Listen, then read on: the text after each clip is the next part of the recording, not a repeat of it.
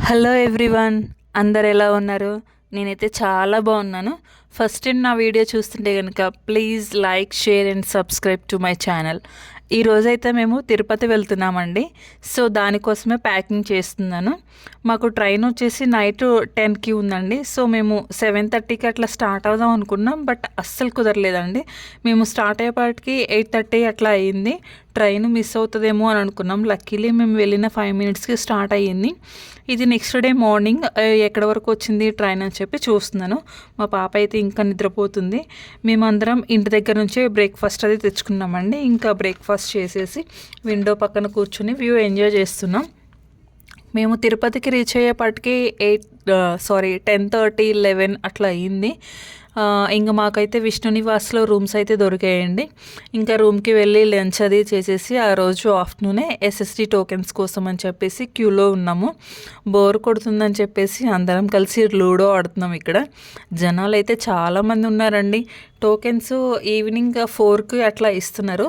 So మాకు next day 8కి ఉందన్నమాట దర్శనం. సో అండ్ ఆ రోజు ఈవినింగే గోవిందరాజులు స్వామి టెంపుల్కి అయితే వెళ్ళామండి. టెంపుల్ అయితే చాలా బాగుంది అండ్ చాలా పీస్ఫుల్గా కూడా ఉంది. ఇంకా అందరం కలిసి అక్కడ ఫొటోస్, వీడియోస్ అట్లా దిగాము. మీరు కూడా తిరుపతి వచ్చినప్పుడు ఈ టెంపుల్ని విజిట్ చేశారా? విజిట్ చేస్తే నాకు కింద కామెంట్ చేయండి. అండ్ నెక్స్ట్ డే మార్నింగ్ 7కి అట్లా స్టార్ట్ అయ్యామండి కొండపైకి. అండ్ చెకింగ్ కోసం ఆపుతారు కదా, అక్కడ కొన్ని ఫొటోస్, వీడియోస్ తీసుకున్నాం. మళ్ళీ వ్యూ అయితే చాలా బాగుందండి అక్కడ నుంచి వీడియో తీస్తుంటే. అండ్ కొండపైకి వెళ్తున్నప్పుడు కూడా వ్యూ అయితే చాలా బాగుంది. మాకు దర్శనం టైం వచ్చేసి 8కి. ఇంకా మేము ఎర్లీగా స్టార్ట్ అవుదాం అనుకున్నాం, బట్ చాలా లేట్ అయిందండి. మేము friends and family members total 9 members ఉన్నాం. సో ఎక్కువ మంది ఉన్నాం కదా, రెడీ అవ్వటం అది లేట్ అయింది. ఇంకా పైకి వెళ్ళాక వెంగమామలో టిఫిన్ చేద్దాం అనుకున్నాం, బట్ అక్కడ 8:30కి స్టార్ట్ చేస్తారంట టిఫిన్స్. మేము అప్పుడు ఆ టైం వచ్చేసి 8 అయింది.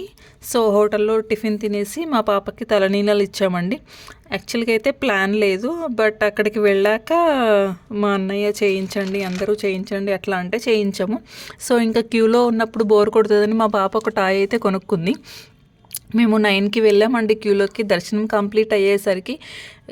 కంప్లీట్ అయ్యి బయటికి వచ్చేసరికి 4:30 అట్లా అయింది. చాలా టైం అయితే పట్టిందండి. ఎస్ఎస్డి టోకెన్స్ అయితే చాలా తక్కువ టైం పట్టిద్ది అంటారు, బట్ మాకైతే చాలా ఎక్కువ టైం పట్టిందండి. మేము కంపార్ట్మెంట్స్లోనే 3 అవర్స్ వరకు వెయిట్ చేసామండి. ఇంకా ఫైనల్గా అయితే స్వామివారిని చూడగానే వెయిట్ చేసిన టైం అంతా మర్చిపోయామండి. అసలు చాలా దగ్గర నుంచి చూసినట్టు అని అనిపించింది, బట్ మనకి చాలా దూరంలో ఉంటారు కదా స్వామివారు. ఇంకా దర్శనం అయిపోయాక పులిహోర ప్రసాదం అయితే పెట్టారండి. ప్రసాదం తినేసి బయటకు వచ్చేసి లడ్డు కౌంటర్ దగ్గరికి వెళ్ళి లడ్డూలు అయితే కొనుక్కున్నామండి. ఇంకా తర్వాత స్వామివారి ఊరేగింపు అయితే వచ్చిందండి.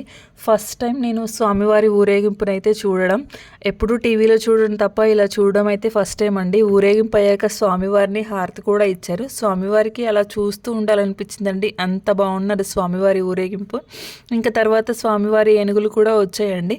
అందరూ ఆశీర్వాదం తీసుకున్నారు, బట్ మేము కూడా తీసుకుందామని ట్రై చేసాం, బట్ మాకు అవ్వలేదు. ఇంక తర్వాత వెంగమామలో అన్నప్రసాదం తీసుకొని కొండ కిందకి వెళ్ళిపోయామండి. అంతే.